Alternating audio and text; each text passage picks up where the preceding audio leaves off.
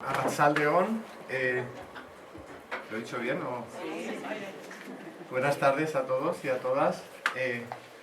Primero que todo agradecer pues, a Maite y también al taller de poesía Itzamna, ¿es así? Itzamna. Que haya organizado esta charla, también a la Universidad Laboral de Eibar y a todas las personas que directa o indirectamente han participado pues, en la organización de la charla y por supuesto a todos vosotros por haber venido. ¿De ahí atrás me veis bien o...? ¿Sí? Si no me levanto. La charla de hoy se titula El origen emocional de la enfermedad, porque desde mi punto de vista muchas enfermedades físicas, y esto incluiría enfermedades como el cáncer, pueden estar relacionadas con la existencia de conflictos emocionales. Como decía Maite, yo trabajo en un hospital, soy doctor en bioquímica, trabajo en el Hospital Clínico de Valencia. Mi trabajo allí es un trabajo de investigación en genética del cáncer, es un trabajo de laboratorio, pero lo que hoy os voy a contar pues no tiene mucho que ver con ese trabajo, aunque sí que el hecho de haber tenido una formación científica pues me ha ayudado a conocer el cáncer desde el punto de vista de la medicina y de la ciencia, y también pues a saber pues qué cosas falta todavía por investigar. Y para mí una de ellas es cómo influyen nuestras emociones en nuestra salud física. Por eso en la charla pues vamos a hablar, vamos a intentar pues dar a conocer evidencias científicas que demuestran que existe esa vinculación entre lo emocional y lo físico. También hablaremos de la nueva medicina germánica, que es una forma de entender la enfermedad y su tratamiento que sí que tiene en cuenta el factor emocional. Y en la segunda parte de la charla vamos a hablar del significado espiritual de la enfermedad, porque para mí la enfermedad no se puede entender completamente si no es viéndola desde el punto de vista espiritual. Y eso me va a servir un poco de excusa para hablaros de dos libros, Las leyes espirituales y La ley del amor, que si no los conocéis, pues espero que a partir de hoy os empiece a picar la curiosidad. Para empezar la charla me gustaría hacerlo explicando de una manera muy sencilla lo que es el cáncer. Y para eso me voy a valer de este vídeo, que es como si hubiéramos puesto una cámara en un microscopio que está enfocando pues, el interior de nuestro cuerpo. Lo que veis ahí serían las células del cuerpo, veis ahí también un vaso sanguíneo, y veis ahí como unas células más oscuras que están dividiéndose, que están creciendo. Pues eso básicamente es el cáncer, un crecimiento de células descontrolado. Si esas células siguen creciendo, pues se acabarán formando los tumores. ¿Por qué ocurre eso? ¿Por qué esas células han empezado a crecer? Pues la medicina convencional lo atribuye a la presencia de alteraciones genéticas. Podríamos decir que los genes son como los planos que le dicen a la célula cómo tiene que funcionar. Y si esos planos se alteran, pues puede ocurrir que las células se mueran o que pierdan el control sobre su crecimiento. Se sabe que hay agentes químicos y físicos que producen daños en los genes, por ejemplo la radiactividad, o agentes que están en el humo del tabaco, en el humo de los tubos de escape. También hay agentes químicos como el benceno o el amianto que provocan alteraciones genéticas. Por eso se considera que la exposición a estos agentes incrementa el riesgo de tener cáncer. Pero también es cierto que hay muchas personas que tienen cáncer que nunca han estado expuestas a dosis importantes de agentes que dañan el ADN, con lo cual es bastante difícil que podamos explicar el cáncer solo como una enfermedad causada por la exposición a agentes que dañan los genes. ¿Cómo trata el cáncer la medicina convencional? Pues básicamente, durante mucho tiempo, lo que ha intentado es destruir las células cancerosas con agentes que también dañan el ADN, que dañan los genes, que son la quimioterapia y la radioterapia. El problema de esos tratamientos es que son inespecíficos, es decir, afectan tanto a células sanas como a células tumorales, con lo cual los efectos secundarios de esos tratamientos pues también son bastante severos. No me voy a extender en ello, todos habréis conocido a personas que han recibido tratamientos de quimio, de radioterapia, incluso a lo mejor alguno de los que están aquí los ha recibido, y sabéis los graves efectos secundarios que tienen. Pero bueno, todo el mundo se somete a esos tratamientos con la esperanza de que eso les sirva para curarse. Pero yo en algún momento me pregunté hasta qué punto esa forma de tratar el cáncer pues estaba siendo efectiva.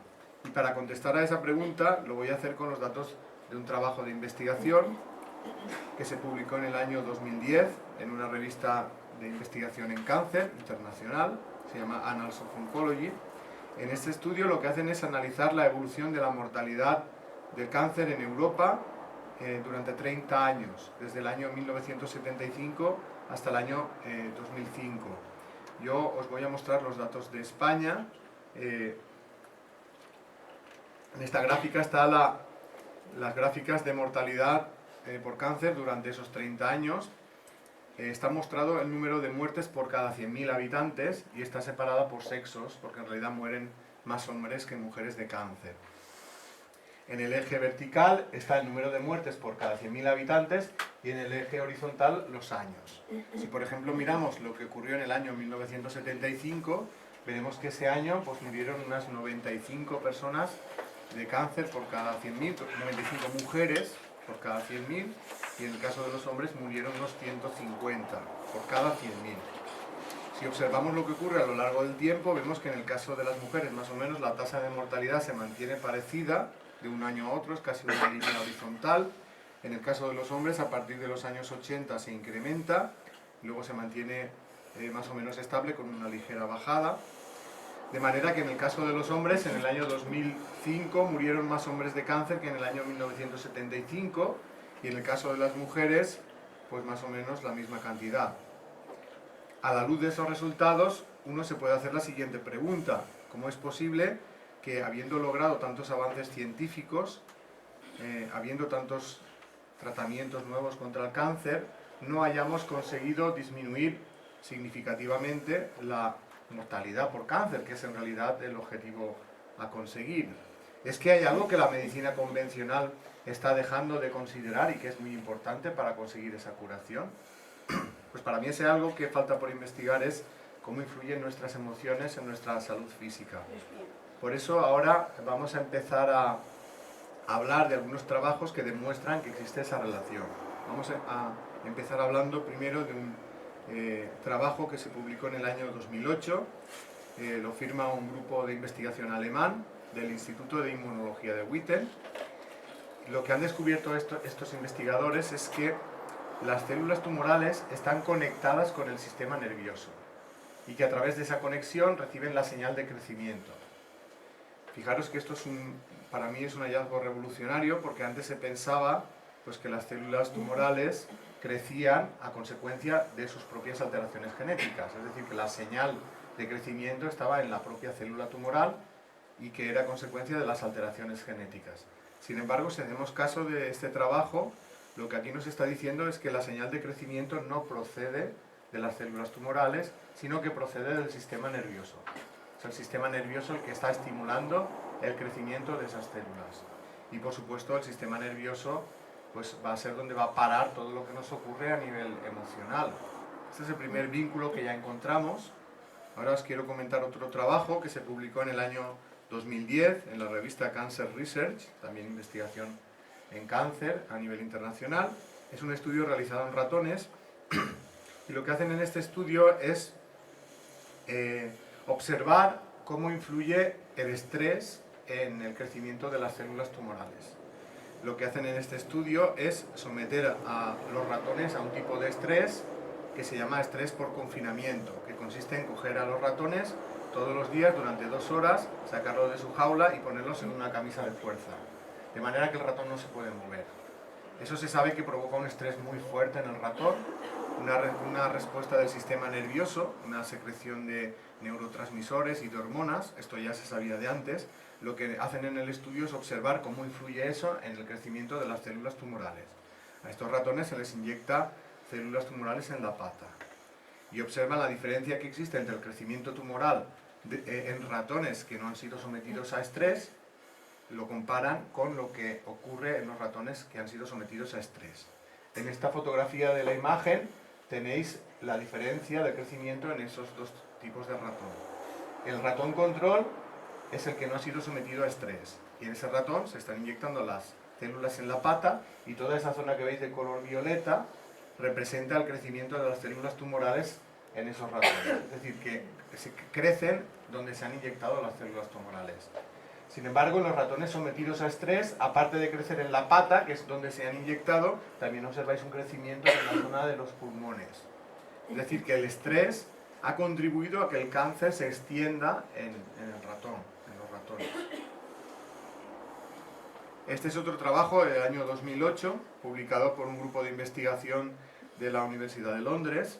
Lo que hacen en este estudio, es un estudio epidemiológico, es evaluar si los factores psicosociales relacionados con el estrés contribuyen a aumentar la incidencia del cáncer. Y no solo eso, sino también influye en la supervivencia de los pacientes que ya tienen cáncer. ¿A qué conclusión llegan en el estudio? Pues a que efectivamente las personas con un mayor nivel de estrés tienen un riesgo de tener cáncer mayor. Y no solo eso, sino que las personas que ya han sido diagnosticadas de cáncer y que tienen más estrés también viven menos tiempo. Es decir, que influye tanto en la incidencia del cáncer como en la supervivencia. Otras cosas que encuentran en el estudio, pues que existe una incidencia de cáncer más alta asociada a la depresión. Las personas con depresión tienen un riesgo de tener cáncer el doble que aquellas que no tienen. También la personalidad propensa al estrés y la actitud negativa frente a los problemas aumentan el riesgo de tener cáncer.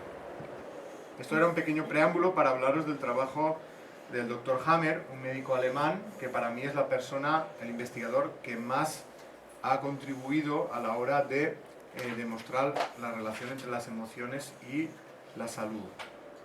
Y sus descubrimientos tienen que ver mucho con su propia historia personal. Él era un médico que trabajaba en el Hospital Universitario Oncológico de Múnich, era jefe del servicio de medicina interna de este hospital dedicado al tratamiento del cáncer, hasta que un hecho trágico cambia su vida. Y ese hecho trágico tiene mucho que ver con lo que va a descubrir el Dr. Hammer. Ese suceso tan trágico tiene que ver con lo que le ocurrió a su hijo, Dirk Hammer, que es este chico que veis en la imagen. Resulta que Dirk Hammer estaba pasando unas vacaciones en Italia y alguien le dispara en la cabeza y a consecuencia de ese disparo queda en coma. Os preguntaréis qué tiene esto que ver con el tema del cáncer. Pues tiene mucho que ver porque a raíz de que ocurriera este suceso, pues el Dr. Hammer y su mujer desarrollan un cáncer. Los dos padres al mismo tiempo. Él de testículo y ella de mama. El hijo, después de varios meses en coma, acaba falleciendo. Su mujer también acaba falleciendo. Y en ese estado de cosas, el Dr. Hammer dice que tiene una especie de sueño muy vívido, donde dice que contacta con su hijo, convenciéndose de que sigue viviendo en otro plano de la existencia. A partir de ese momento, el Dr. Hammer se recupera espontáneamente de su cáncer e inicia una nueva investigación basándose en la hipótesis de que tanto su cáncer como el de su mujer estuvieron relacionados con el brutal conflicto que vivieron con la pérdida de su hijo, además de esta manera, asesinado. Es decir, él relaciona la enfermedad suya y la de su mujer con el trauma, el shock traumático causado por el asesinato de su hijo. Y no solo se pregunta eso, sino que además él se plantea si en el caso de otras personas con cáncer no pudiera haber algún tipo de trauma emocional anterior a la enfermedad y que fuera el detonante de la enfermedad.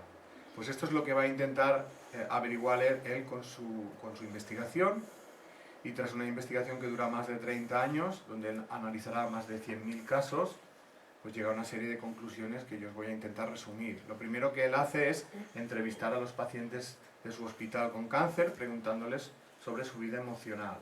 Luego lo que intenta es también hacer las pruebas médicas y biológicas que él considera para completar su investigación, y como digo, tras un trabajo muy largo, pues llega a una serie de conclusiones que yo os voy a intentar resumir a partir de ahora. La primera de las conclusiones a las que llega el Dr. Hammer es que el cáncer y otras enfermedades físicas, porque él no distingue realmente entre cáncer y otras enfermedades, son un programa biológico de la naturaleza que se activa cuando hay una situación que pone en riesgo la vida, lo que llamaríamos una emergencia orgánica. Esta emergencia orgánica, esta situación que pone en riesgo la vida, puede estar causada por un problema físico, pero también por un conflicto emocional. Para que sea causada por un conflicto emocional, tiene que ser un conflicto psicológico grave desde el punto de vista de la persona que lo sufre, que te pilla por sorpresa y que se suele vivir en soledad. Luego pondremos un ejemplo para que se entienda mejor esto.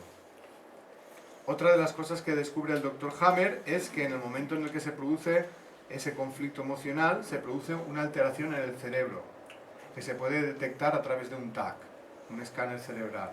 Esa alteración es una alteración eléctrica que tiene forma de círculos concéntricos, como si fuera una diana. Aquí tenemos la imagen de un TAC, no sé si llegáis a observar aquí esa diana que os digo, aquí estaría el centro de la diana y veis aquí los círculos concéntricos abarcando toda esa área del cerebro. Esta es otra imagen de otro paciente. Veis aquí que la diana es mucho más extensa, aquí estaría el centro de la diana y los círculos concéntricos abarcan pues casi toda el área cerebral. El Dr. Hammer dice que la intensidad del conflicto emocional es lo que determina la extensión de la alteración. Es decir, conflictos más intensos producen alteraciones en el cerebro más extensas y también enfermedades más graves. Además, el Dr. Hammer se da cuenta que el lugar donde aparecen esas alteraciones en el cerebro no es al azar, sino que existe una correspondencia entre tipo de conflicto emocional, lugar en el cerebro donde impacta ese conflicto y órgano que luego va a desarrollar la enfermedad. De hecho, él tiene una serie de mapas del cerebro donde sitúa cada conflicto emocional, donde impacta en el cerebro y luego qué órgano está relacionado con esa parte del cerebro. Un ejemplo para que se entienda mejor.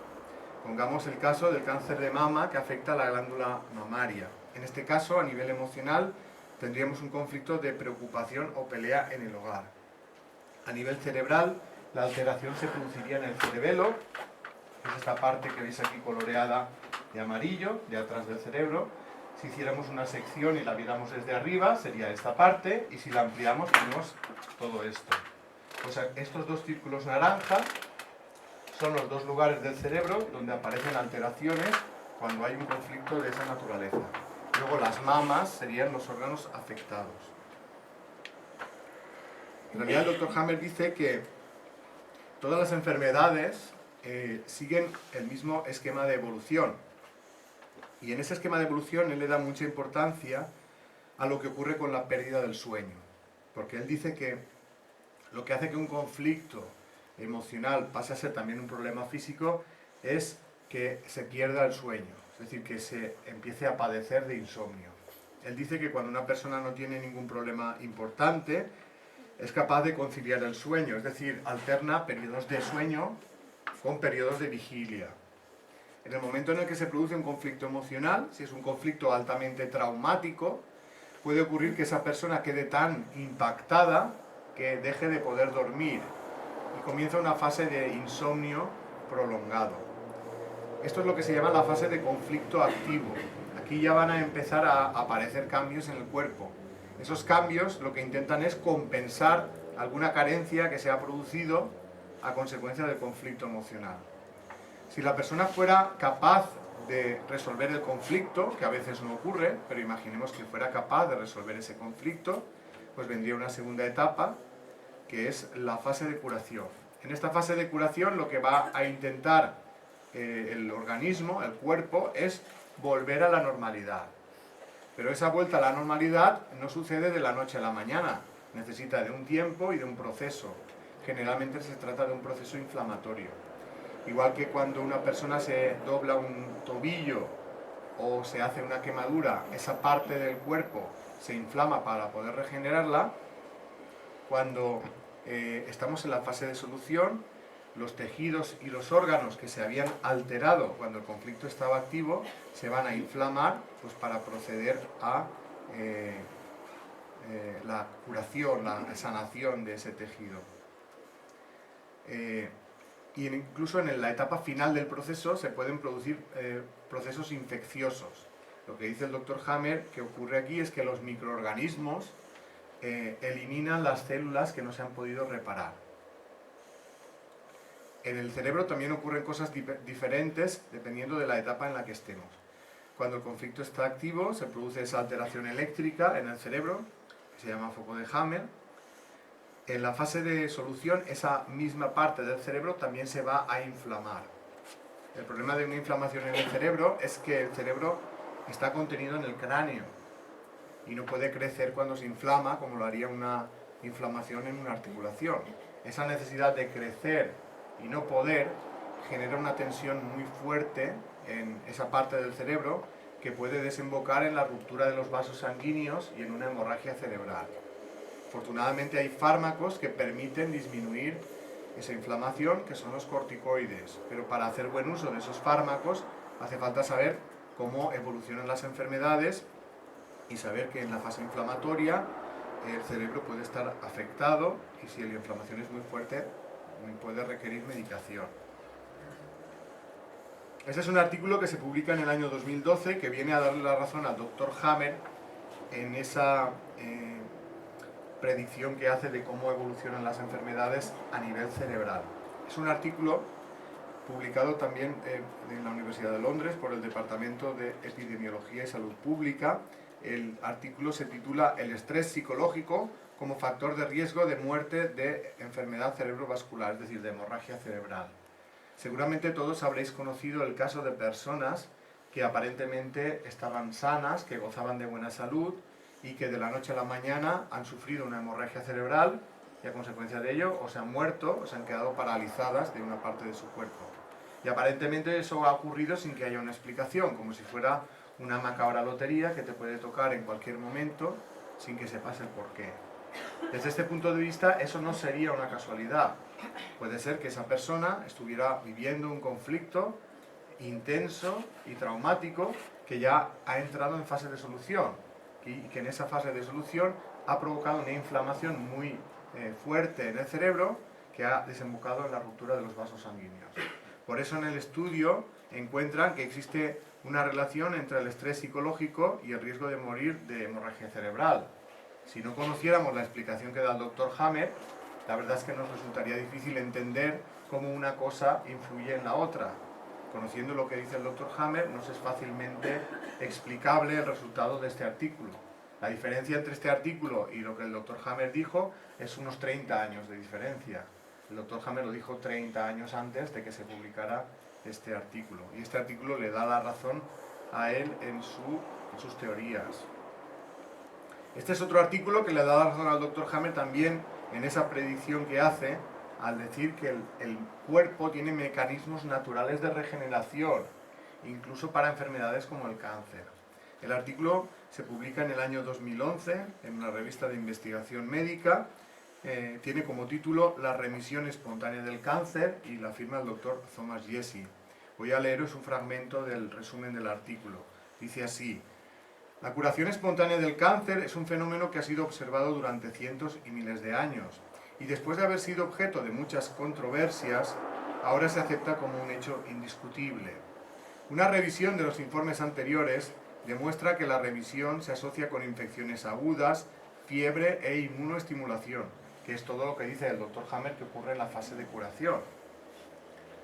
En nuestros incesantes esfuerzos para ir más allá de la naturaleza, para combatir el cáncer, a menudo pasamos por alto los mecanismos que la naturaleza ofrece para curar nuestras enfermedades. De nuevo, este artículo sale unos 30 años después de que lo dijera el Dr. Hammer, pero confirma muchas de las predicciones que él hizo en su momento. Y ahora se acepta, como digo, la medicina, la ciencia, acepta que hay personas que se curan espontáneamente de cáncer, cosa que hace años había bastantes científicos y médicos que no lo admitían.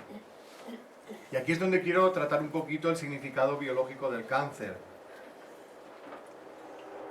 Antes os he dicho que el Dr. Hammer decía que el cáncer o la enfermedad era una respuesta del cuerpo ante una situación que pone en riesgo la vida.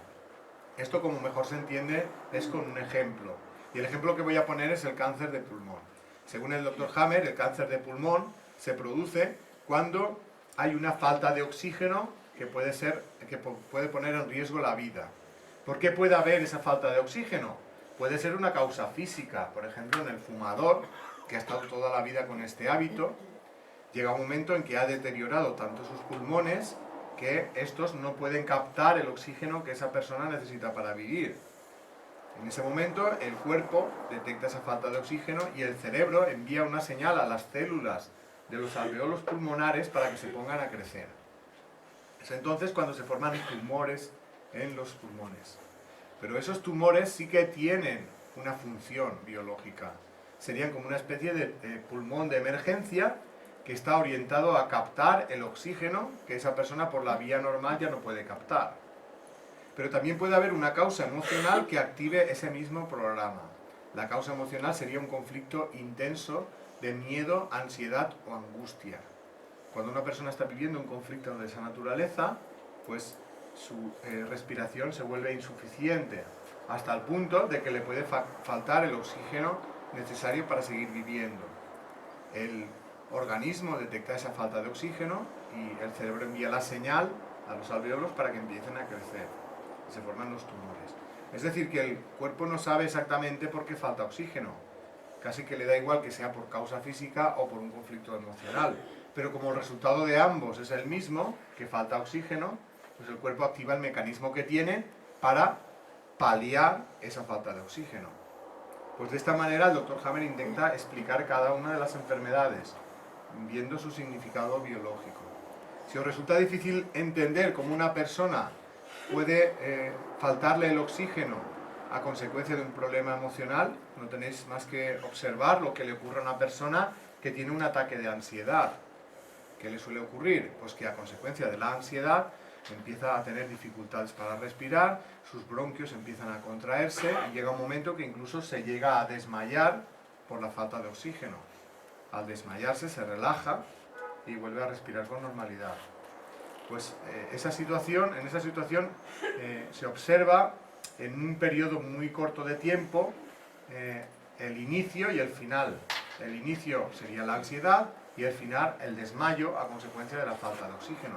Poned una situación más a largo plazo donde la falta de oxígeno se va produciendo más poco a poco y entenderéis pues, que el cuerpo le dé tiempo a activar los mecanismos que tiene para intentar compensar esa falta de oxígeno. Por todo lo que he dicho hasta ahora, alguien podría decir, todo esto que tú dices en realidad no se cumple porque muchas personas tienen problemas emocionales, pero no todo el mundo que tiene problemas emocionales está físicamente enfermo. Y es cierto, en realidad no es el hecho de tener un conflicto emocional lo que te predispone a la enfermedad física, sino cómo uno lo vive. Por eso podríamos decir que existe una personalidad susceptible a la enfermedad. Sería una serie de características a nivel psicológico que hacen que determinadas personas, frente a un problema emocional, tengan mayor riesgo de que éste se transforme también en una enfermedad física. Y ahora vamos a resumir algunas de esas características. Por ejemplo, la tendencia de muchos años, que puede arrancar en la infancia, a reprimir emociones tóxicas de cólera, resentimiento y hostilidad. La persona susceptible a la enfermedad interioriza estas emociones y tiene gran dificultad en expresarlas. También suelen ser personas que se sienten poco queridas en la vida. Suele haber en esos casos un historial de carencia afectiva que puede arrancar en la infancia porque no se sintieron queridos por los padres, por la familia. Eso hace que sean personas muy vulnerables a nivel emocional y cuando aparece alguna situación de conflicto o problema en la vida les cuesta mucho resolverlas. También suelen ser personas que tienen dificultad en expresar el dolor interno, es decir, que viven sus problemas fuertes en soledad. Yo suelo recomendar a todo el mundo que si tiene algún problema, que el primer paso que hay que dar es desahogarse, es decir, comunicárselo a alguien. Porque solo el mero hecho de comunicarlo ya te va a quitar parte del sufrimiento.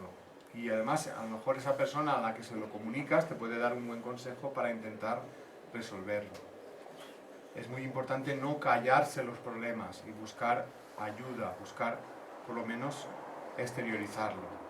También suelen ser personas que tienen miedo, se asustan profundamente de los acontecimientos negativos. Al final de la charla hablaré con más detenimiento del miedo, porque para mí es un gran causante de sufrimiento y también de enfermedad. Y ahora vamos a hacer un repaso de las relaciones entre tipos de conflicto emocional y enfermedades físicas. Lógicamente no podemos repasarlas todas, He elegido unas cuantas que me parecen bastante relevantes. Vamos a empezar hablando del cáncer de mama, una enfermedad pues, que a tantas mujeres afecta. El Dr. Hammer distingue dos tipos de cáncer de mama, uno que afectaría a la glándula mamaria y otro a los conductos galactóforos, que son los conductos por donde pasa la leche. Cada uno de estos cánceres está causado por un conflicto emocional diferente. En el caso del cáncer de mama que afecta a la glándula mamaria, sería un conflicto de preocupación o pelea en el hogar. En el caso del cáncer de mama que afecta a los conductos galactóforos, que es el más común, suele ser un conflicto de separación o pérdida de un ser querido. Este estudio, publicado en el año 2003 en la revista American Journal of Epidemiology, lo que intenta averiguar es si existe algún tipo de evento estresante de la vida que influya en el riesgo de tener cáncer de mama. Es un estudio realizado en Finlandia, por el Departamento de Salud Pública de la Universidad de Helsinki. En el estudio, que abarca una población de más de 10.000 mujeres, están intentando averiguar si hay alguna causa emocional detrás del cáncer de mama. ¿A qué conclusión llegan en el estudio? Pues a esta que os voy a leer. Dice: el divorcio, la separación, la muerte del esposo y la muerte de un familiar cercano o un amigo se asociaron con un mayor riesgo de cáncer de mama. En realidad, en este caso, si lo vemos desde el punto de vista del Dr. Hammer, el conflicto empieza antes de que ocurra esto, en algunos casos. Quiero decir, según el Dr. Hammer, en la fase de conflicto activo, lo que ocurre aquí es que se produce la destrucción del tejido que forma los conductos por donde pasa la leche. Y cuando el conflicto se resuelve, es cuando comienza la regeneración de ese conducto. Eso implica un crecimiento de células muy intenso, una inflamación en esa zona y también que las defensas del cuerpo acudan ahí a ayudar en ese proceso. Y como los ganglios linfáticos son las defensas del cuerpo, de los cuarteles de las defensas en el cuerpo, los ganglios que están más cerca de la mama, que son los de las axilas, son los que se inflaman. Cuando esto lo observa la medicina convencional, al ver un crecimiento y no sabe por qué es, lo califica como cáncer. Pero en realidad, en el caso, por ejemplo, de los divorcios o las separaciones, la etapa de conflicto activo suele ser anterior al momento del divorcio o la separación, cuando hay una relación de sufrimiento, por ejemplo, dentro de la pareja. Este es otro artículo publicado en el año 2004 en la revista International Journal of Cancer. Está realizado en el Instituto Karolinska de Estocolmo, en Suecia. El título del artículo es «Riesgo de cáncer de mama maternal después de la muerte de un hijo». Resulta que en este estudio detectan que las mujeres que han perdido a su único hijo cuando el niño tenía entre 1 y 4 años de edad tienen un riesgo de tener cáncer de mama 3 veces mayor que las mujeres que no han pasado por esa situación traumática en la vida. Nuevamente, si os fijáis, es un conflicto de separación o pérdida de un ser querido. Es decir, que estos dos estudios vienen a confirmar la teoría del Dr. Hammer, pero con casos estudiados epidemiológicamente, es decir, con una población bastante extensa de personas. Hablemos ahora de las enfermedades del corazón, enfermedades cardiovasculares. Según el Dr. Hammer, estarían causadas por conflictos de territorio. ¿Qué es un conflicto de territorio? Un conflicto donde uno pierde algo que considera de su propiedad.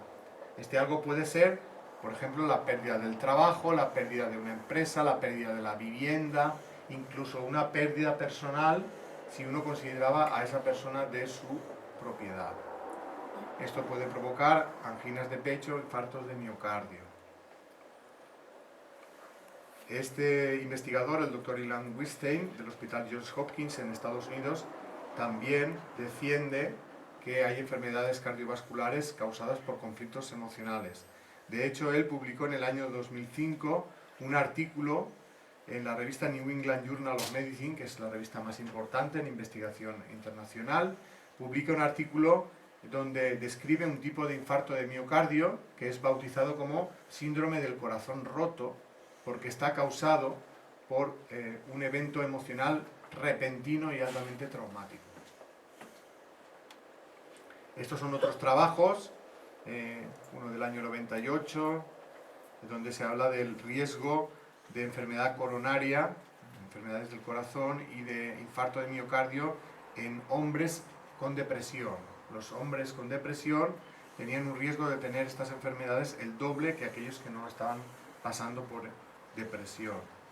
Estos son otros artículos del año 2008 y 2013 también en la misma línea, en la de relacionar las enfermedades del corazón con el estrés psicológico.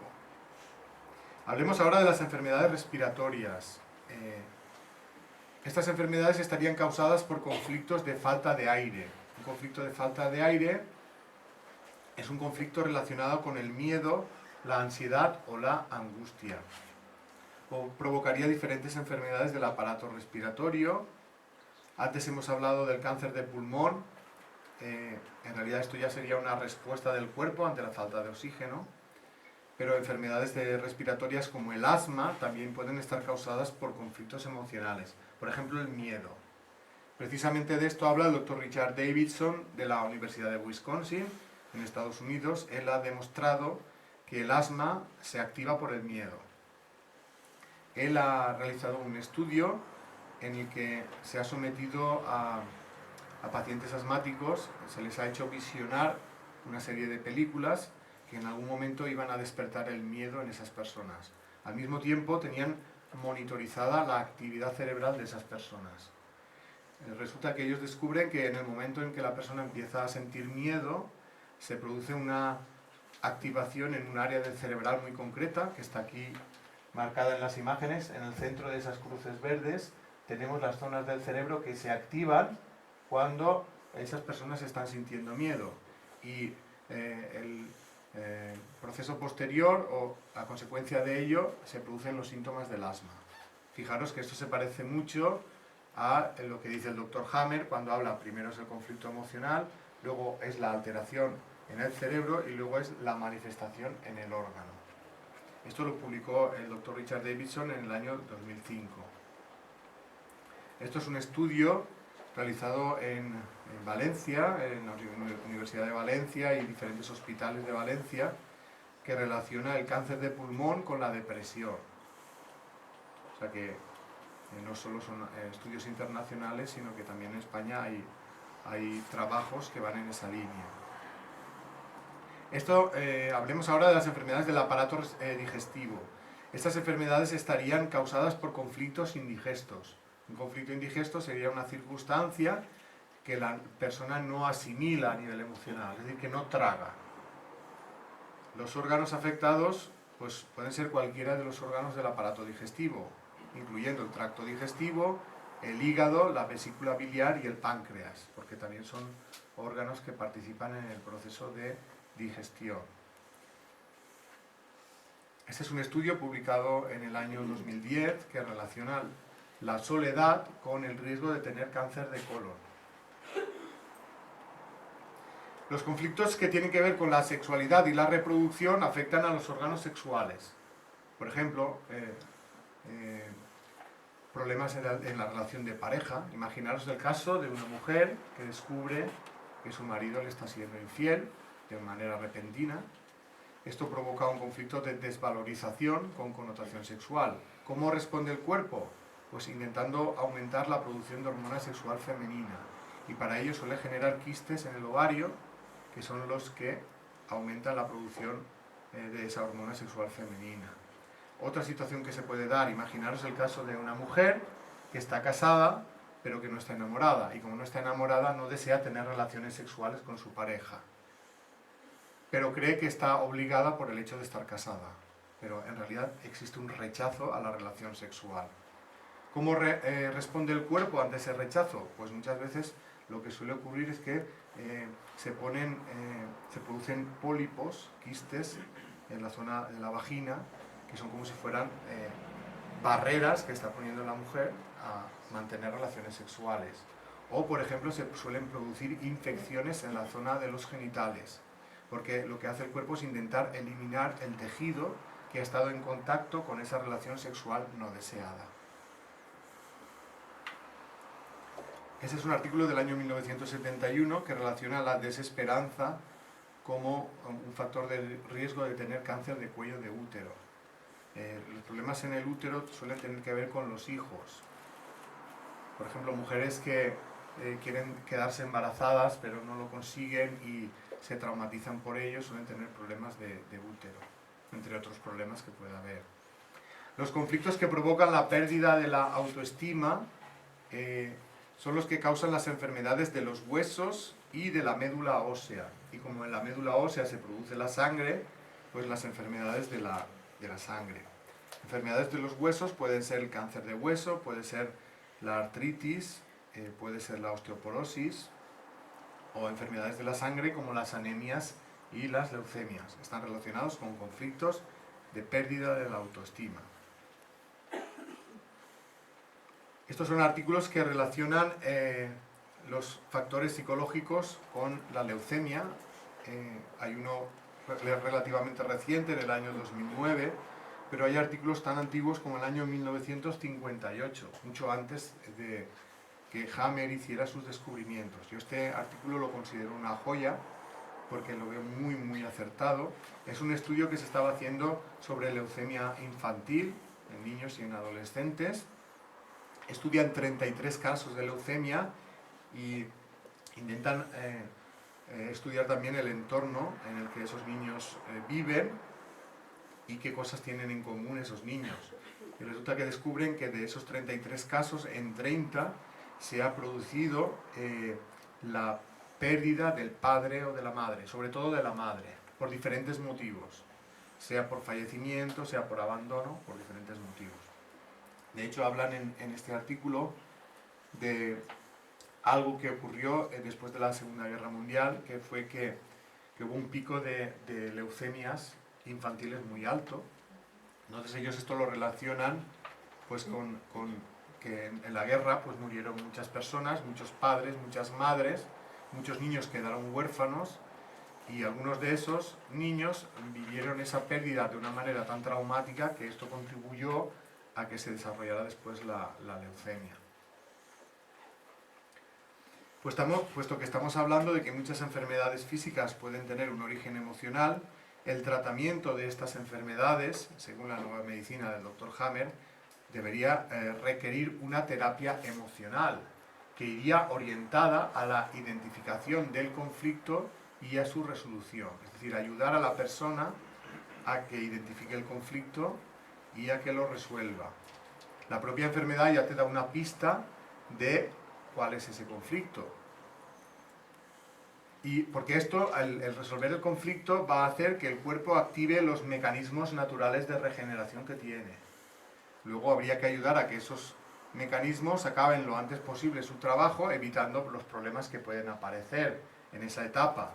Ya hemos hablado antes de las inflamaciones excesivas del cerebro, que pueden requerir el uso de antiinflamatorios como los corticoides. Hay diferentes tratamientos, remedios. Por ejemplo, el Renoven es un producto que ayuda a las defensas en esa etapa de resolución de conflicto. Se puede conseguir en herboristerías, el Renoven. Remedios que están en la medicina naturista, como el calanchoe, que es una planta que tiene muchos efectos positivos, antitumoral, es antiinflamatoria, es antihemorrágica. Es una planta que se toma en fresco, es decir, no es en infusión, sino que es las hojas de la planta fresca, es lo que se toma. Remedios que pueden estar en la medicina homeopática o la propia en medicina energética. El Reiki puede ayudar también a mejorar, a que la fase de solución sea más corta y se resuelva antes. Pero no debemos olvidar que si la enfermedad es de origen emocional, es necesario resolver el conflicto, porque si solo tratamos la parte física, no vamos a conseguir mejorar. Tiene que ser una terapia completa, a nivel emocional y a nivel físico. Y aunque muchas personas podrían curarse si toda esta forma de tratarse empezara a aplicar, también es cierto que hay personas que, habiendo resuelto el conflicto emocional, mueren en la fase de curación de ese conflicto. Eso plantea un interrogante. Si la solución del conflicto no me asegura automáticamente la recuperación de la salud y la continuidad de la vida, cuál es, si es que lo hay, el significado de la enfermedad. Además sabemos que hay enfermedades que no vienen de conflictos emocionales, por ejemplo las enfermedades congénitas. Muchas de ellas son enfermedades causadas porque se heredan genes de los padres y eso es lo que causa la enfermedad, o porque durante el embarazo se producen alteraciones genéticas. ¿Cuál sería el origen de esas enfermedades? Pues para intentar contestar a esas preguntas es necesario que entremos en la segunda parte de la charla, lo que yo llamo el significado espiritual de la enfermedad. Y para empezar esta parte de la charla me gustaría empezar poniéndome un poco en la piel de la persona que está enferma, con una enfermedad grave, que puede acabar con su vida. Seguramente a esa persona le gustaría saber, ¿por qué me ha tocado a mí? ¿Qué es? ¿Que tengo mala suerte en la vida? ¿Qué es? ¿Que Dios me castiga? Hay personas creyentes que lo viven como un castigo divino. También le gustaría saber, en el caso de que sea una enfermedad grave que le puede causar la muerte, ¿cuánto tiempo le queda de vida? Y otra cosa que le gustaría saber es, cuando me muera, ¿qué va a pasar? Seguramente si uno le hace estas preguntas a un médico, ya que está en manos de médicos, el médico le va a contestar desde el punto de vista material. ¿Por qué tengo yo esta enfermedad? Pues le puede decir que usted tiene una predisposición genética. Pero esa persona puede decir, ya, pero ¿por qué la tengo yo y no la tiene mi vecino, por ejemplo? Esa predisposición genética. Pues diga, mire, le ha tocado los genes malos. La siguiente pregunta, doctor, ¿esta enfermedad es grave? ¿Me puedo morir? ¿Cuánto tiempo me queda de vida? El médico le puede hacer una predicción en base a estadísticas, no lo sabe realmente, pero en función de las estadísticas puede hacer una predicción. Imaginemos que es una enfermedad grave que puede causar la muerte. La siguiente pregunta sería, ¿y cuando me muera qué va a pasar? Seguramente eso no se atreva a preguntárselo al médico, pero imaginemos que se atreve. ¿Qué es lo que uno esperaría que le dijera al médico? Pues que no se puede demostrar que existe la vida después de la muerte. Con lo cual esa persona se queda más o menos igual. No ha encontrado ninguna explicación al porqué de su enfermedad ni ninguna esperanza que le consuele. De hecho, el tema de la muerte no es una cosa que solo se debieran plantear las personas que están enfermas. Nos lo deberíamos plantear todos, porque todos en algún momento nos vamos a morir. A lo mejor las personas que son jóvenes pueden pensar, no me comas la cabeza a mí con este tema ahora, ya lo pensaré cuando sea anciano. Pero hay veces que la muerte llega a nuestra vida sin avisar, de manera repentina, por ejemplo a través de un accidente de tráfico o una enfermedad grave, repentina. Entonces no podemos dejar el tema para más adelante. Ya nos está tocando en primera persona. Ya no podemos dejarlo para otro momento. Y como la mayoría de personas en ese momento no están preparadas, eso les viene como un jarro de agua fría, como la cosa más traumática que te puede pasar en la vida. Y eso ocurre porque la mayoría de personas piensan que la muerte es el final de todo, que es el final de nuestra vida, de nuestros seres queridos y el final de la relación que tenemos de amor con esos seres. Sin embargo, para mí sí que existe una explicación que nos podría ayudar a ver la muerte de otra manera, a ver la enfermedad de otra manera. Y esa explicación ha venido pues de conocer los testimonios de personas que han estado como en el umbral entre la vida y la muerte. Ahora hablaremos un poco de ellos. Hablaremos de las experiencias de muerte clínica, experiencias cercanas a la muerte. Hablaremos de las experiencias de los moribundos, de las personas que recuerdan vidas pasadas y de las que afirman haber contactado con seres que ya han fallecido. Todas estas experiencias han sido investigadas por la medicina, por la ciencia, y ahora pues se ha llegado a una serie de conclusiones que yo os voy a intentar resumir. Las personas que han experimentado la muerte clínica, por diferentes motivos, esas personas han estado durante unos minutos muertas, cuerpo ha estado muerto. Y gracias a las maniobras que existen ahora para reanimar a la gente, pues han conseguido ser devueltas a la vida. Resulta que estas personas cuando vuelven a la vida cuentan una experiencia que vivieron en el momento en el que su cuerpo estaba muerto. Y resulta que esas experiencias son muy parecidas de unos seres humanos a otros. Ahora vamos a hablar de ellas. La experiencia consiste en la separación de su cuerpo, es decir, lo que ellos son, se separa del cuerpo y una vez se han separado del cuerpo siguen sintiendo, siguen pensando, siguen percibiendo todo lo que ocurre a su alrededor. De hecho, si están en el hospital y están siendo sometidos a maniobras de reanimación, pues escuchan toda la conversación que tiene el personal médico y luego son capaces de reproducirla. Algunas de esas personas, cuando se han separado del cuerpo, viajan más allá, como una especie, dicen que tienen como una especie de viaje a toda velocidad, como si fuera por un túnel, al final del cual pues llegan a un lugar que describen como un lugar de mucha paz, de mucha tranquilidad, un lugar donde se sienten maravillosamente y del cual no se querrían ir. Esta experiencia es la que se denomina la experiencia del túnel con la luz al fondo. Y en ese lugar tan maravilloso suelen tener un encuentro o bien con seres queridos que ya han fallecido o bien con seres que ellos reconocen como sus guías.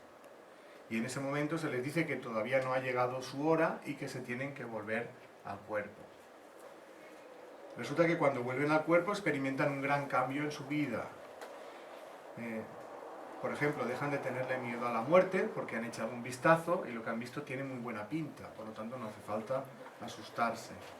También suelen experimentar un gran cambio de valores. Generalmente las personas estamos muy preocupadas por los aspectos materiales de la vida, por tener trabajo, por tener dinero, ser sexys para ligar más, pagar la hipoteca, ese tipo de cosas. Estas personas se dan cuenta que todo eso no es tan importante, que lo realmente importante es desarrollar los sentimientos de amor. Y entonces procuran, a partir de entonces, vivir la vida más de acuerdo con lo que sienten y empiezan a valorar más las relaciones personales, porque se dan cuenta que son muy importantes. Fijaros hasta qué punto estas experiencias son comunes, pues que hubo un momento que ya los investigadores dejaron de mirar para otro lado y empezaron a investigar esto como quien investiga la cura de una enfermedad. Uno de los pioneros en la época moderna del estudio de las experiencias cercanas a la muerte es el Dr. Raymond Moody, un psiquiatra y filósofo norteamericano que en el año 1977 escribe un artículo de investigación titulado Experiencias cercanas a la muerte, un dilema para la medicina. A nivel divulgativo escribe los libros Vida después de la vida y Reflexiones sobre la vida después de la vida, donde él expone pues, todas estas etapas que viven las personas en ese momento de que su cuerpo está clínicamente muerto. Es decir, lo que os he explicado, uno de los que lo descubrió primero en esta época moderna es el Dr. Raymond Moody. Después de él han venido otros investigadores que han corroborado todas esas evidencias. Uno de ellos es el Dr. Melvin Morse, pediatra que trabajaba en el Hospital Infantil de Seattle y que por cuestiones de trabajo pues atendió casos de niños que entraban clínicamente muertos y que tras ser reanimados consiguen ser devueltos a la vida. Resulta que los niños, algunos de estos niños también contaban la misma historia que los adultos, la separación del cuerpo, el ir a un lugar maravilloso, el encuentro con familiares ya fallecidos, el abuelito, la abuelita y la vuelta al cuerpo. Esto él lo publica en el año 94 en un artículo titulado Experiencias cercanas a la muerte y visiones relacionadas con la muerte en niños, implicaciones para la medicina. A nivel divulgativo escribe el libro Más cerca de la luz, lo que revelan las experiencias próximas a la muerte de los niños. Investigadores en una época más reciente sobre estos temas son el Dr. Sam Parnia y el Dr. Peter Fenwick. El uno es cardiólogo y doctor en biología celular de la Universidad de Southampton y el otro es neuropsiquiatra en el Hospital Maudsley, los dos en el Reino Unido. Ellos dirigen un proyecto de investigación sobre la conciencia en estado de muerte clínica. Es un estudio donde participan más de 25 hospitales de todo el mundo, sobre todo de Estados Unidos y del Reino Unido.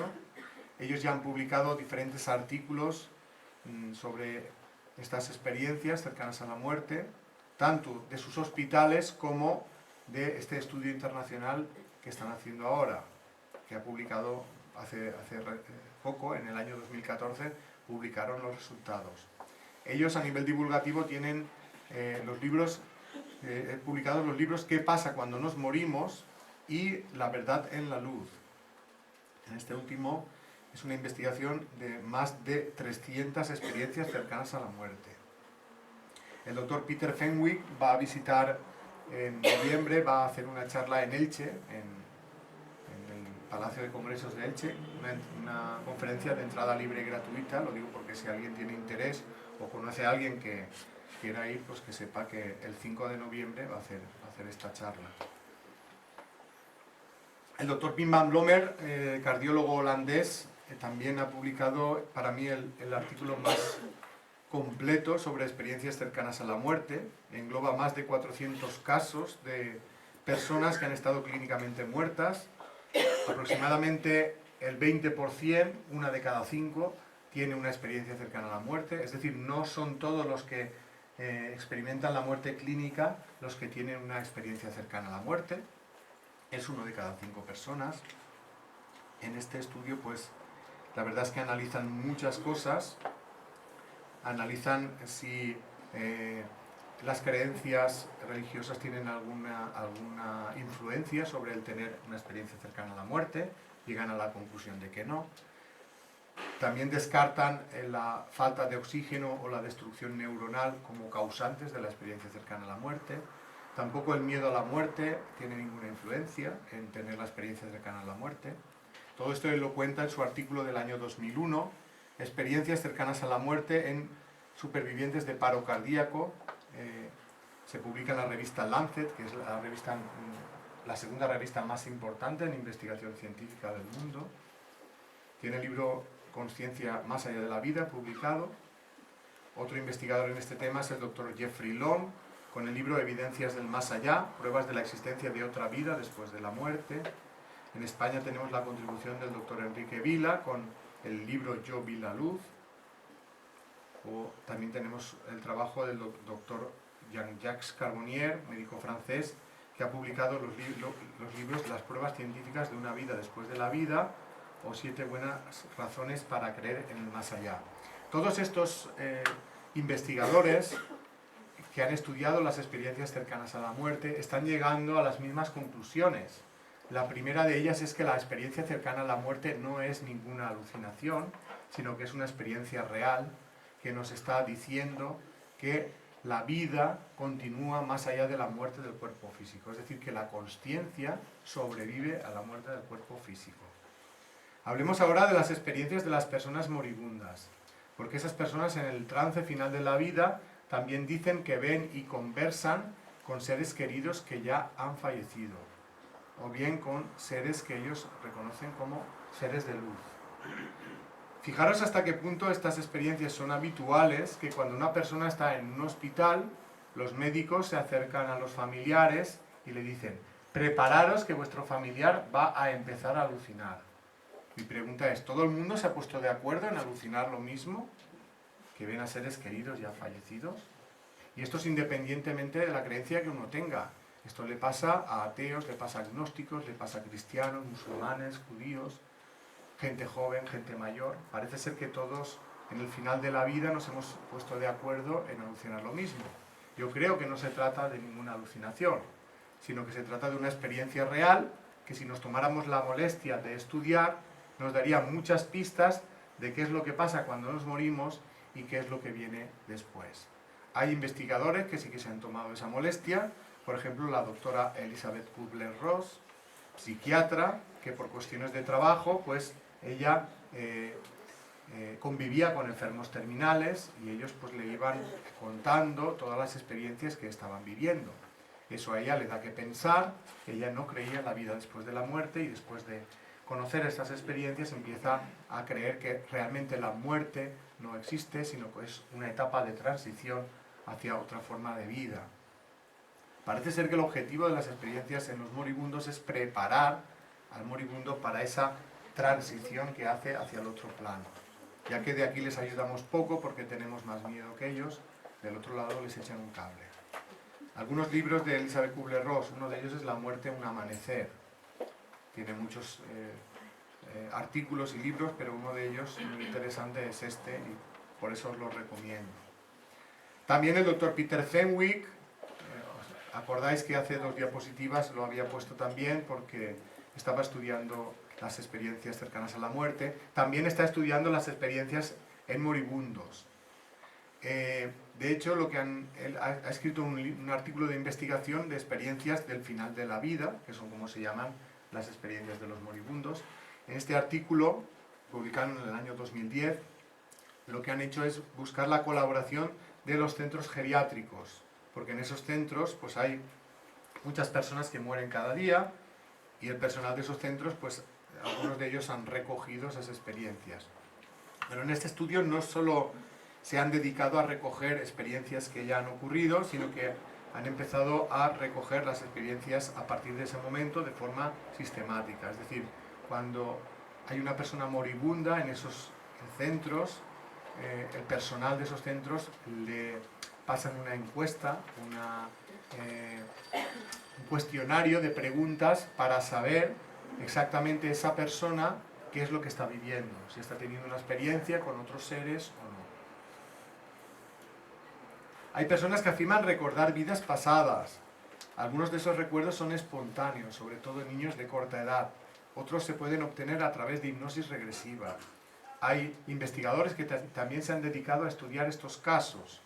Por ejemplo, el doctor Ian Stevenson, médico y bioquímico canadiense, profesor de la Universidad de Virginia. Él lo que ha intentado es comprobar si lo que estos niños recuerdan ha ocurrido en realidad o no.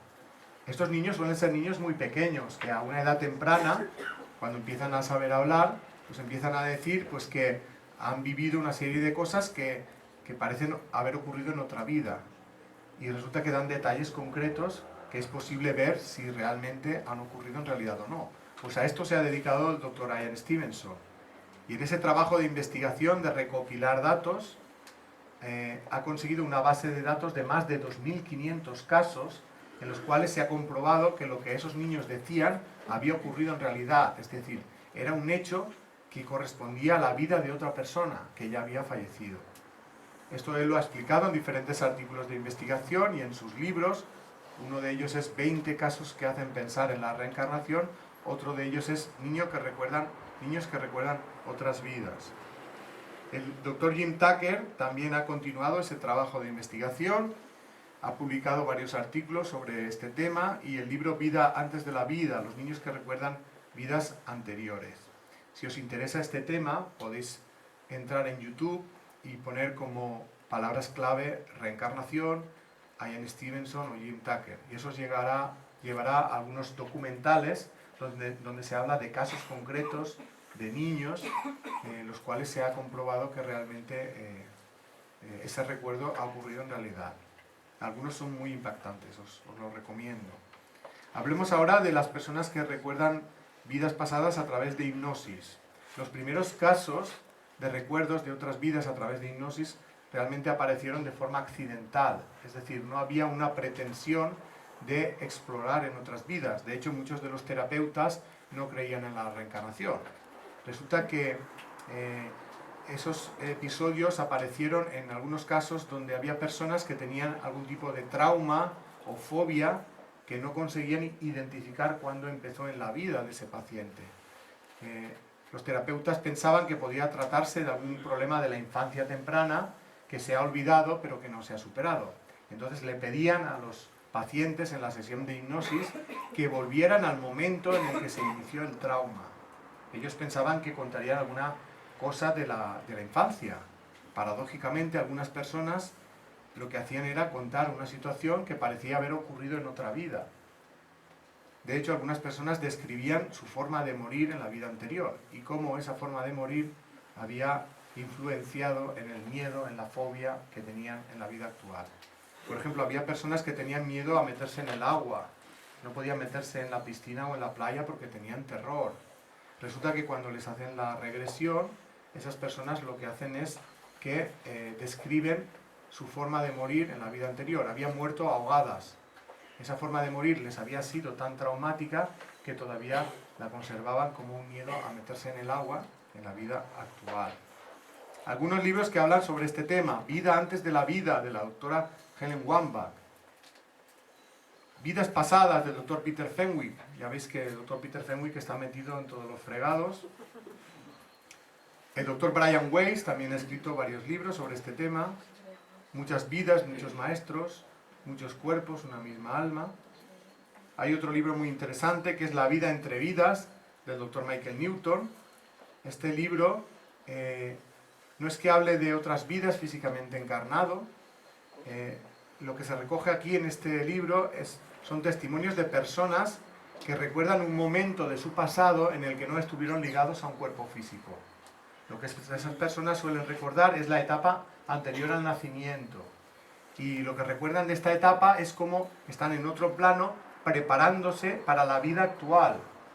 Qué tipo de circunstancias van a enfrentar en la vida, con quién van a vivir esas circunstancias, es decir, quiénes van a ser los acompañantes en esa vida, es decir, la configuración de las familias, quiénes van a ser los padres, los hijos, los hermanos, todo con el propósito de ayudarse mutuamente en la vida en la que actualmente están.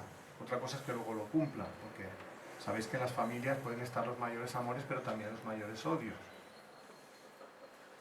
Hay personas que afirman haber contactado con seres que no están físicamente vivos en la actualidad.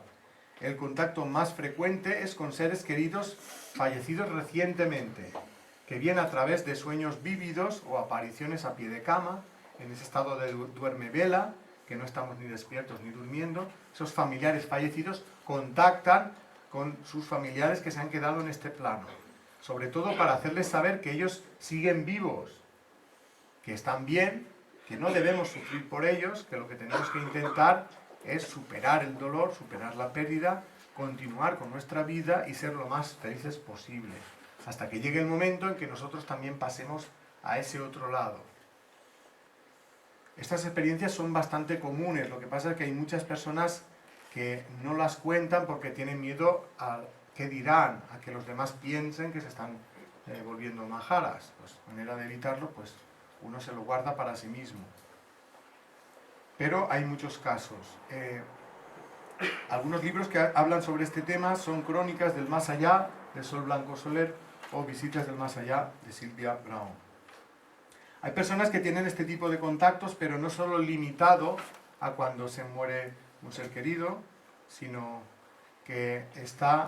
Te lo he dejado así para que le puedas hacer la foto. Hay personas que tienen este tipo de experiencias, pero no solo cuando se muere un ser querido, sino que es un contacto más habitual con personas ya fallecidas, de las cuales dicen recibir mensajes. Independientemente de que haya personas que se inventen este tipo de contacto, como las que salen a partir de las 12 de la noche en los canales de televisión, yo creo que hay casos que merecen la pena estudiar. Y la única manera que tenemos los demás para saber si esto puede ser real o no es analizar si la información que transmiten se corresponde con la realidad. Pues esto es lo que ha intentado hacer la doctora Julie Beischer, doctora en farmacología de la Universidad de Arizona. Ella ha ideado un experimento para averiguar si el contacto con seres ya fallecidos a través de mediums es posible.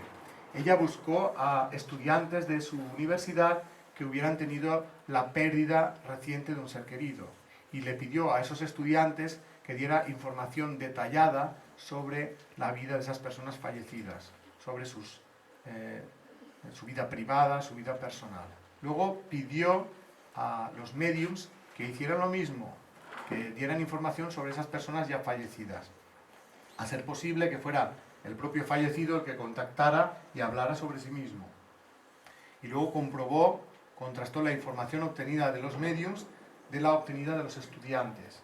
Resulta que el grado de coincidencia entre las informaciones era tan grande que ella no encontró ninguna otra explicación a esa coincidencia que realmente contacto era un contacto real. Esto ella lo ha explicado en diferentes artículos de investigación en los años 2007, 2009 y 2011. Ella es continuadora del trabajo del profesor Gary Schwartz, también de la Universidad de Arizona, que ha escrito el libro Las experiencias de la otra vida, donde se presentan evidencias científicas sobre la vida después de la muerte.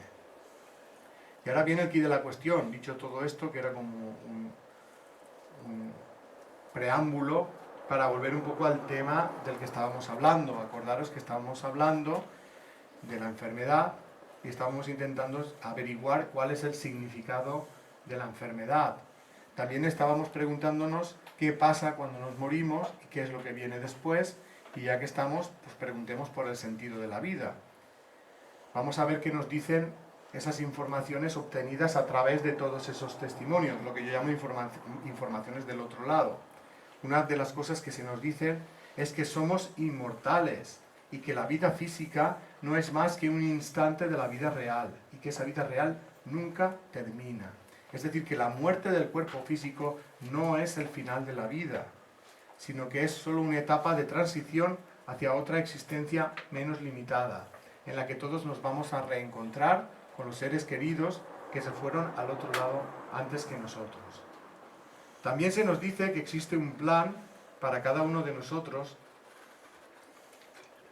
que lo que pretende es que vayamos creciendo en nuestra capacidad de amar, que sea por nuestros propios méritos, a base de experimentar en el plano físico con libertad. Y que las circunstancias a las que nos enfrentamos en la vida no son casualidad, sino que es consecuencia de lo que hemos hecho en vidas anteriores. Que antes de nacer ya conocíamos cuáles eran esas circunstancias. De hecho, son circunstancias que elegimos nosotros mismos antes de nacer. El objetivo es que a través de esas pruebas aumentemos nuestra capacidad de amar. Desde este punto de vista es a través del cual podemos entender el origen de las enfermedades congénitas. Son enfermedades cuyo origen se encuentra en lo que hemos hecho en otras vidas, generalmente cuando se ha actuado generando sufrimiento en los demás, incluso habiendo causado la muerte de otros seres. Cuando una persona comete un acto de esa naturaleza, ese acto queda impregnado en su propio ser, como una especie de tóxico psíquico que le impide continuar con su proceso evolutivo. Necesita deshacerse de él para seguir avanzando. Y una de las formas que tiene para deshacerse de ese tóxico es, cuando vuelve a nacer, transferírselo al cuerpo físico, como si el cuerpo fuera una especie de paño o de esponja que absorbe el impacto de ese tóxico. Pero en esa transferencia del tóxico al cuerpo físico se puede producir una alteración genética y esto es lo que provocaría la enfermedad congénita. Pero en realidad esa enfermedad congénita es una situación en la que uno va a experimentar un sufrimiento semejante al que ha causado en los demás. Y eso es lo que le sirve para aprender. Un ejemplo real que tuve la oportunidad de conocer que nos va a servir para entender mejor esto. Es el caso de un chaval que tuve la oportunidad de conocer gracias a su madre. Resulta que este chaval tenía el deseo de ser piloto de aviación desde muy pequeño, pero como le diagnosticaron una enfermedad congénita, una leucemia de nacimiento, pues no pudo cursar los estudios de piloto. Pero sí pudo estudiar para ser azafata o azafato. Pero justo cuando estaba a punto de terminar esos estudios, fallece. Ya os podéis imaginar el dolor de la familia, el dolor de esa madre pensando que ni la única cosa que le había hecho ilusión a su hijo la había podido llegar a disfrutar. Y resulta que en ese estado de cosas, su hijo, ya desde el otro plano, se pone en contacto con ella. Y le dice, mira mamá, no quiero que sufras por mí, porque yo ahora estoy bien. Al haber muerto el cuerpo, se acabó la enfermedad. Pero te quiero contar el porqué de mi vida. Yo esta afición que tenía a la aviación no me viene de esta vida, me viene de la vida anterior, donde yo fui piloto de aviación. Pero fui piloto de aviación de guerra. Y durante la Segunda Guerra Mundial estuve dejando caer bombas y esas bombas hicieron que mucha gente muriera quemada. Yo elegí esta enfermedad porque era como una especie de ir quemándome poco a poco por dentro, de experimentar en mí mismo el dolor que yo había causado en los demás y así tomar conciencia que ese dolor no le es agradable a nadie, más bien que genera mucho sufrimiento. Eso no quiere decir que por cada acto negativo del pasado tengamos que venir en el presente o en el futuro a pasar por una enfermedad congénita. Hay muchas formas de aprender, pero es cierto que esta es una forma de aprendizaje muy rápida y esos espíritus deseosos de evolucionar la eligen precisamente por eso, porque es una forma rápida de aprendizaje. El objetivo de todas esas experiencias no es el de castigar, sino el de aprender. ¿Aprender a qué? Pues aprender a amar. Fácil de decir, difícil de conseguir. Y dentro del aprender a amar, una de las cosas importantes es aprender a no hacer sufrir a los demás, a no causarles daño. Y eso es lo que esos espíritus a través de esa prueba querían aprender. Para mí el amor en su grado máximo puede definirse como la capacidad de sentir a los demás como a uno mismo. Cuando una persona siente a los demás como a sí mismo, ya deja de querer hacerles daño. Todo lo contrario, le gustaría que los demás fueran felices, igual como le gustaría serlo a él mismo. Por eso intenta ayudar a los demás a que sean felices, o por lo menos intenta no perjudicarles, no hacerles sufrir. Fijaros cómo cambiaría el mundo si todas las personas empezáramos a actuar de esa manera. Lamentablemente no es así. Muchas personas en el mundo están solo ocupadas de sí mismos, más bien de satisfacer su egoísmo, y poco o nada ocupadas de sus propios sentimientos, ni de los sentimientos y sufrimientos de los demás. Y a consecuencia de ello nos hacemos daño los unos a los otros. Es decir, que la gran causa del sufrimiento en el mundo es la suma del egoísmo de las personas que formamos parte de este mundo. Por eso, para poder desarrollar la capacidad de amar,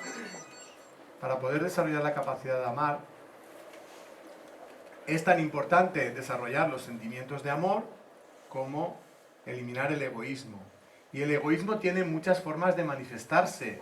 No solo pensemos en el egoísmo material, en la codicia o en la avaricia, que todos lo reconocemos como una manifestación del egoísmo. Hay formas de egoísmo que son más sutiles, que a veces incluso imitan al amor, pero que no son amor. En los libros, las leyes espirituales y la ley del amor, intentamos identificar cuáles son esas formas de egoísmo, ponerles un nombre para intentar reconocerlas y poco a poco ir cambiándolas. Hay muchas formas de egoísmo. Yo por cuestiones de tiempo solo os voy a hablar de dos que me parecen especialmente importantes, que son el apego y el miedo. Pero antes de eso me gustaría dar algunas pinceladas de cuál es el primer paso que deberíamos dar para poder amar. Para mí ese paso es el amarnos a nosotros mismos, porque la persona que no se quiere a sí misma difícilmente puede querer a las demás. Sabemos que hay personas que tienen la autoestima muy baja. Esas personas no tienen ni ganas de vivir. ¿Qué pueden hacer esas personas por los demás? No pueden hacer nada. Primero tendrán que recuperar las ganas de vivir, amarse a sí mismas. Pero también es importante que sepamos lo que es amarnos a nosotros mismos, porque a veces lo confundimos con satisfacer el propio egoísmo. Por ejemplo, una persona puede decir, no, yo tengo la autoestima muy alta, hago lo que quiero, lo que me apetece. Mira, me apetecía comprarme un coche, último modelo, me ha costado 100.000 euros, he arruinado a la familia, pero tengo lo que quería, me quiero un montón. Esto no sería amarnos a nosotros mismos tal y como yo lo entiendo, más bien sería satisfacer un capricho material. Cuando hablo de amarnos a nosotros mismos me refiero a reconocer cuáles son nuestras necesidades afectivas, reconocer cuáles son nuestros sentimientos y pasar a desarrollarlos para que sean el motor de nuestra vida. Y para poder hacer eso es necesario que nos conozcamos interiormente. Conocernos interiormente implica saber distinguir lo que sentimos de lo que pensamos, porque dentro de lo que pensamos está la influencia de toda la educación que hemos recibido.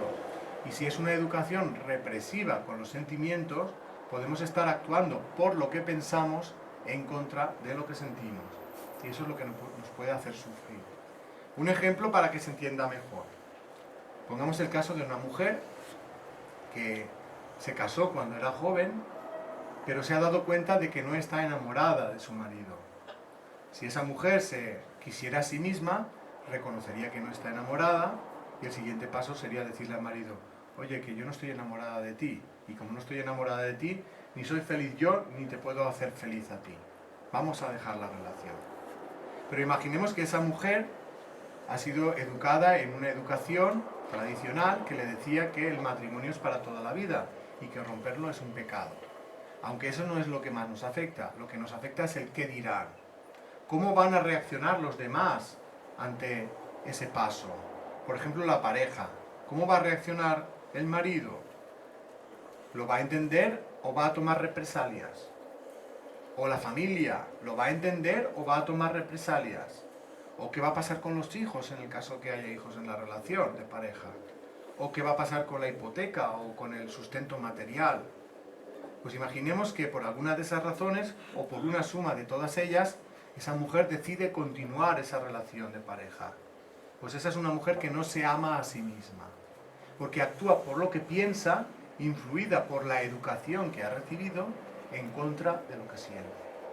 y a consecuencia de eso sufre. Por eso yo creo que es muy importante que todos miremos en nuestra vida si somos felices o somos desgraciados. Y si reconocemos que somos desgraciados, que indaguemos en los motivos por los cuales somos desgraciados. Si descubrimos que es porque no vivimos de acuerdo con nuestros sentimientos, empecemos a cambiar eso. Primero aclarémonos en cuáles son nuestros sentimientos y cuáles no son nuestros sentimientos. Y cuando esto lo tengamos claro, tomemos decisiones para vivir de acuerdo con nuestros sentimientos. Aunque eso sea darle la vuelta a nuestra vida de arriba abajo. Aunque haya personas que no vayan a entender ese cambio. Es preferible que intentemos defendernos de lo que nos hacen los demás, que seamos nosotros los que nos estamos agrediendo. Porque la persona que no vive de acuerdo con sus sentimientos se está agrediendo ella misma, se está haciendo sufrir a sí misma. También en el tema del amor a los demás estamos un poco confundidos. A veces llamamos amor a cosas que son egoísmo disfrazado de amor. ¿Puedes encender la luz? ¿Podéis encender la luz? Me gusta veros un poquillo, como se está haciendo de noche. Ahí está. Muy bien. Así está bien. Gracias.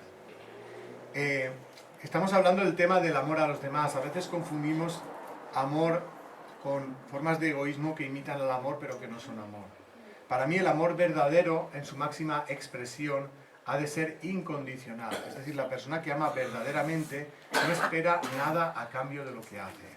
Y el que actúa por interés no está amando verdaderamente. También es necesario que el amor sea libre. Es decir, no se pueden forzar los sentimientos. Tú no puedes obligar a nadie a que te quiera. Ni te puedes obligar a querer a alguien a la fuerza. Ni nadie tiene derecho a decirte a quién tienes que amar. Eso es algo que lo tiene que elegir uno mismo. Y más en el tema de la relación de pareja. Seguramente nadie se identifica en estas facetas. Por ejemplo, cuando uno piensa en el amor a los hijos, suele pensar, no, yo a mis hijos los quiero más que a mi vida. Daría mi vida por ellos. Pero con todo lo que yo hago por ellos, y mira cómo me lo pagan, eso pasa mucho. Esperamos algo a cambio de lo que hacemos por nuestros hijos. ¿Y qué es lo que esperamos a cambio? Que hagan lo que nosotros queremos. Es decir, que en esa forma de querer ya hay una parte egoísta. Porque no es incondicional lo que hacemos por nuestros hijos. Además, vulneramos la libertad de nuestros hijos obligándoles a hacer cosas que no queremos. Y a esa forma de querer es lo que llamamos en el libro el apego.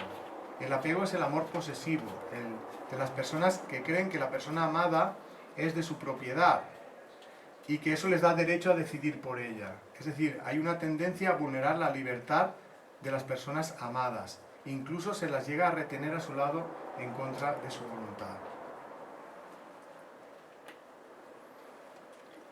Estamos cansados de ver en la televisión los casos de violencia de género que acaban con el asesinato de la exmujer a manos del exmarido porque este no admite que ella no quiera continuar la relación y ante la imposibilidad de retenerla a través de maltratos físicos o psicológicos la acaban asesinando. Y esa persona que comete el asesinato pues quiere autoconvencerse de que lo ha hecho por amor, porque no podía vivir sin esa persona. Pero a eso no le podemos llamar amor. Eso es el apego. La persona que ama verdaderamente procura respetar la libertad de la persona amada. Procura que esa persona sea libre y feliz. Aunque eso implique renunciar a estar con ella. Porque ¿de qué serviría obligar a una persona a continuar a nuestro lado si no nos ama? A lo mejor la tienes a tu lado, pero no la puedes obligar a que te quiera. Por lo tanto, lo único que conseguirías es sufrir tú y hacer sufrir a los demás.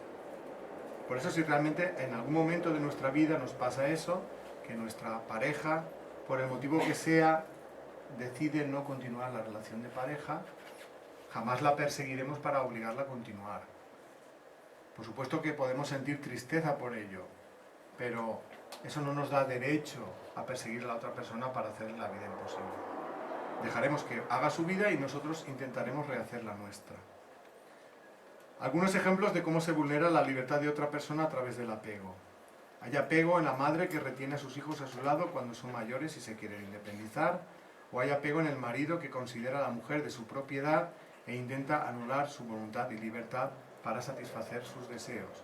Quien dice marido a la mujer, dice mujer al marido. En realidad, en cualquier relación de pareja, haya un vínculo de matrimonio o no, cuando uno de los dos se cree con el derecho de vulnerar la libertad del otro, ya está actuando con apego. Y si eso no lo reconoce, lo intenta cambiar, pues lo que hace es sufrir y hacer sufrir. Algunos libros que hablan sobre el amor y la diferencia entre el amor y el apego son la saga de libros de Ami. Son como cuentos, pero que dicen grandes verdades, por eso los recomiendo. Y ya para acabar la charla, y como dije al principio, quiero hablaros del miedo. Quizá el miedo más pernicioso, el que más nos hace sufrir, es el miedo a no ser queridos.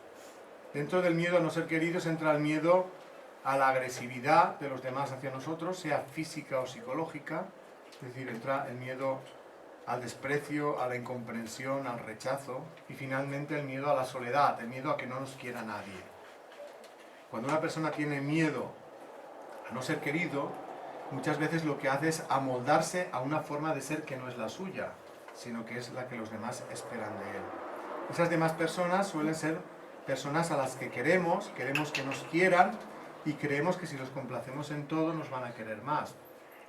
Pero si en ese deseo de complacer a los demás acabamos renunciando a nuestra voluntad, lo único que vamos a conseguir es ser esclavos en nuestra propia vida. Además, tampoco vamos a conseguir que nos quieran más, porque la persona que realmente te quiere jamás te pediría que renunciaras a tu voluntad. Y el que te está pidiendo eso no te quiere, solo se está aprovechando de ti, aunque sea de tu propia familia. Por eso considero que renunciar a la libertad es un sacrificio inútil, porque no conseguiremos que nos quieran más, solo que se aprovechen más de nosotros. Dependiendo de cómo se manifieste el miedo, nos podemos predisponer a unas enfermedades o a otras. Por ejemplo, el miedo que se manifiesta como angustia y falta de aire es el que provoca las enfermedades del aparato respiratorio. Por ejemplo, el asma es una enfermedad causada por el miedo. El miedo a expresar opiniones suele generar enfermedades en la zona de la garganta. Por ejemplo, hipotiroidismo. Las personas con hipotiroidismo suelen ser personas que callan, que no expresan lo que piensan, no expresan lo que sienten. El miedo como represión de la personalidad suele provocar los conflictos indigestos, enfermedades del aparato digestivo. El miedo que se manifiesta como inseguridad suele provocar en las enfermedades de la baja autoestima, enfermedades relacionadas con los huesos y con la sangre. ¿Cómo se puede superar el miedo? Pues primero hay que reconocer que se tiene miedo y luego saber a qué se tiene miedo.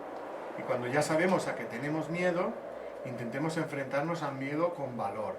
Preguntémonos, ¿qué decisión tomaría si fuera totalmente libre para decidir respecto a lo que siento? Pues esa es la decisión acertada. La persona que va tomando decisiones valientes, de acuerdo con sus sentimientos, es la que irá superando el miedo. Pues de todo eso van los libros Las leyes espirituales y la ley del amor. Intentan ser herramientas para conocernos interiormente, para desarrollar los sentimientos de amor y eliminar el egoísmo. Ambos libros se pueden descargar gratuitamente en internet, en ese blog que tenéis ahí, lasleyesespirituales.blogspot.com, aunque no hace falta apuntárselo porque si entráis en Google y ponéis las leyes espirituales, eso os va a llevar a la primera entrada, es la del blog.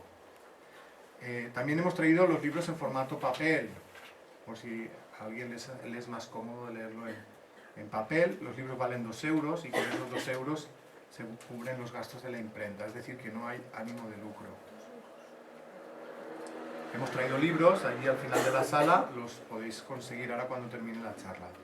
Y ya para ir acabando y como resumen, deciros que para mí el conocimiento de todo esto, que es una realidad, pues me ha ayudado a darme cuenta pues, de que la vida sí que tiene un sentido, que muchos de los sufrimientos de la vida no son estériles, sino que forman parte de un proceso evolutivo, que tiene el objetivo, la intención de ayudarnos a desarrollar nuestra capacidad de amar, aunque sí que es cierto que hay situaciones, sufrimientos que nos podríamos evitar porque son consecuencia de que actuamos en contra de lo que sentimos. Todo ese sufrimiento nos lo podríamos evitar si empezáramos a actuar de acuerdo con nuestros sentimientos. Pero también es cierto que hay pruebas que vienen como consecuencia de los actos realizados contra otros seres en otras vidas. Por eso, la enfermedad, desde el punto de vista espiritual, puede tener dos orígenes. Por un lado, tendríamos las enfermedades adquiridas, enfermedades que tienen que ver con lo que ocurre en esta vida exclusivamente. Suelen ser enfermedades que vienen porque no sabemos o no queremos asumir las pruebas que nos ha tocado vivir en la vida, generando sentimientos tóxicos que dañan nuestro interior y nuestro exterior. O bien porque hemos reprimido nuestro interior y no actuamos ni vivimos de acuerdo con lo que sentimos.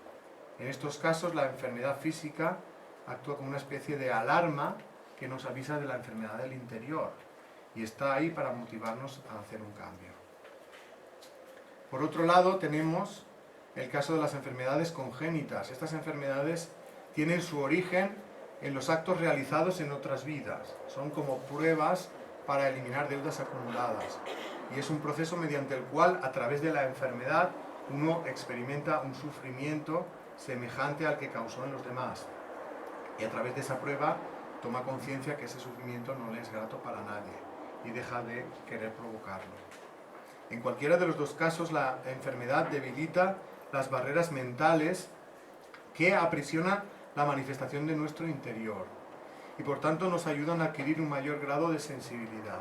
Sensibilidad respecto a nuestros sentimientos y sensibilidad respecto a los sentimientos y sufrimientos de los demás. En realidad, si lo miramos bien, deberíamos tomar conciencia de que la enfermedad tiene un significado que no es el de castigarnos, sino el de ayudarnos a que desarrollemos nuestra capacidad de amar. Si lo viéramos de esta manera, seríamos capaces de afrontar con la mayor serenidad cualquier enfermedad, por muy grave que ésta fuese. En realidad podríamos afrontar cualquier obstáculo o problema de la vida, incluso la muerte, tanto la propia como la de un ser querido, porque en realidad la muerte no existe.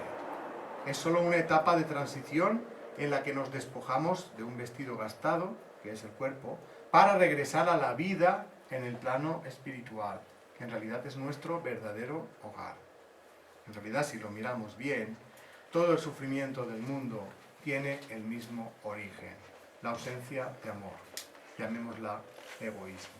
Igual que la suma del egoísmo de cada persona puede hacer del mundo un auténtico infierno, como vivimos en la actualidad, cuando ese egoísmo se transforme en amor, la suma del amor de cada persona transformará el mundo en un paraíso.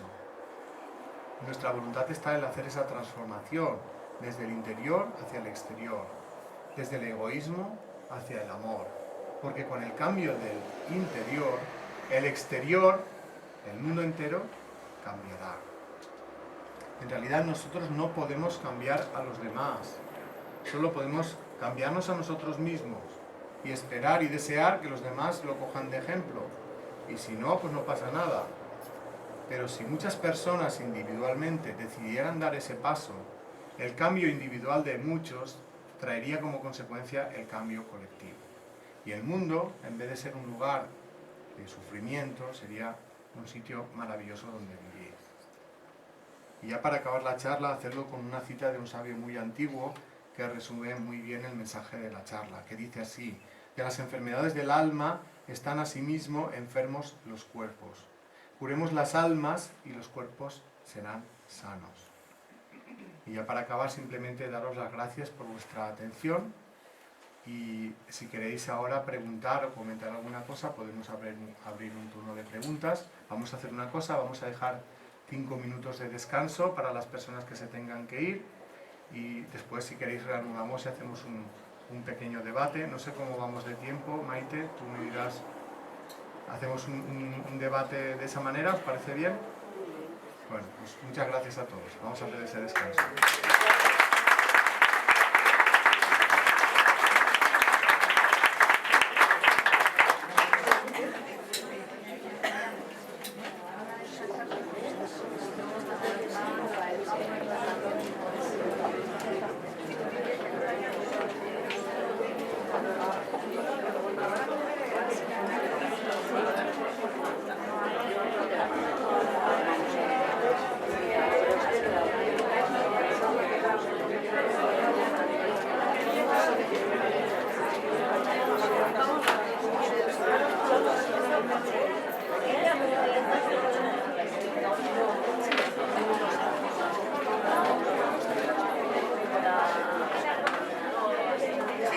¿Qué